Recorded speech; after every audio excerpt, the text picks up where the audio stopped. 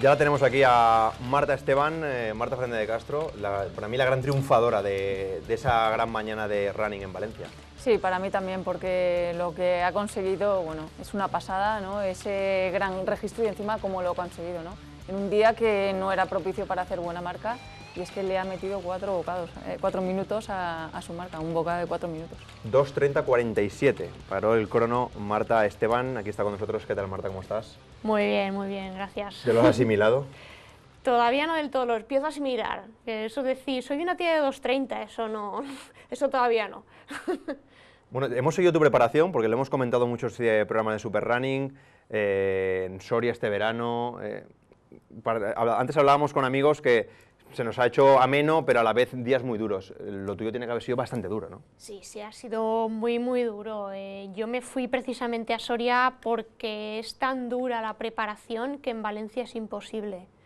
Te vas allí, que hay un poquito más de fresquito, por lo menos por la mañana, se está muy bien, y luego no hay humedad. Entonces puedes hacer burradas de entrenamientos sin que te pase tanta factura como aquí. Pero bueno, sí, claro, preparar una maratón al nivel al que me la he preparado yo es muy duro. Tienes que meter... Yo he metido 7 semanas de más de 180 kilómetros, una semana pico de 195, 3 largos de 35 kilómetros... Yo me puse a sumar y desde el 1 de julio hasta el día de la maratón llevaba casi 3.000 kilómetros. Entonces, claro, todo eso te tienes que cuidar al milímetro, si no... Y aún así, pues salen dolorcitos. Claro. Y cuando amanece ese día, porque la previsión meteorológica, aquí toda la semana estuvimos preguntándole a María, nuestra especialista en el tiempo, y empezaban a decir ya desde el martes que viento, que si lluvia. Y tú cuando amanece ese día así nublado, Pues, sobre todo por el aire, ¿no?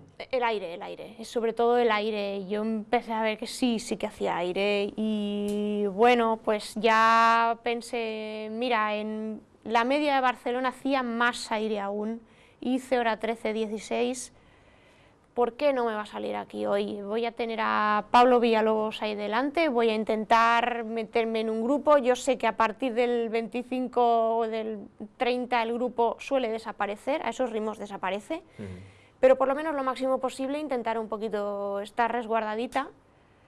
Y nada, sobre todo yo estaba hiper motivada ese día, entonces era difícil que me pusiera ya...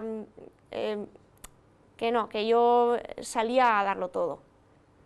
Y la tenemos ya en el Campeonato del Mundo, Marta. Sí, la verdad es que ha sido muy constante durante no solo este año, sino estos años, porque yo he seguido un poco su evolución y bueno, la verdad es que se lo merecía, ¿no? Porque todo el esfuerzo que ha hecho, todos los entrenamientos que ha hecho ella sola, porque los ha hecho, yo la he visto por el río, incluso ha hecho algunos de una calidad impresionante, como aquel que me contaste que era 1 kilómetro fuerte, recuperando uno suave que recuperabas a 4. O sea, es que... Sí, bueno, claro, hay entrenamientos, es que los entrenamientos de maratón normalmente tú los cuentas y son burradas, pues 2 por 8.000 recuperando 2:30, 3 por 6.000, 8 veces 1.000 recuperando otro 1.000 que a lo mejor lo recuperaba a 4 o a 3:50, claro, son barbaridades. Pero porque es que lo que vas a hacer es una barbaridad, 42 kilómetros, claro, tiene que ir todo... No pasa nada, creo que te escuchamos aún. ¿Le escuchamos ahí a una Marta? ¿Esto se va a cortar? Marta, novena mejor marca de una española en maratón en España. O sea, estás en el top 10 de mujeres en España en maratón.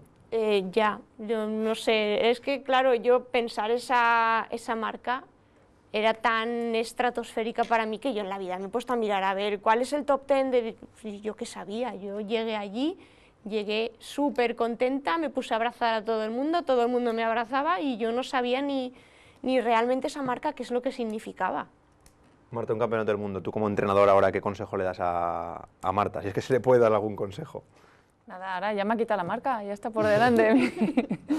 Bueno, que lo prepare bien, pero que disfrute de esa preparación, que un mundial es lo más, junto con unos Juegos Olímpicos, y pues sobre todo eso, que disfrutes de esa experiencia, que luego es lo que te va a quedar.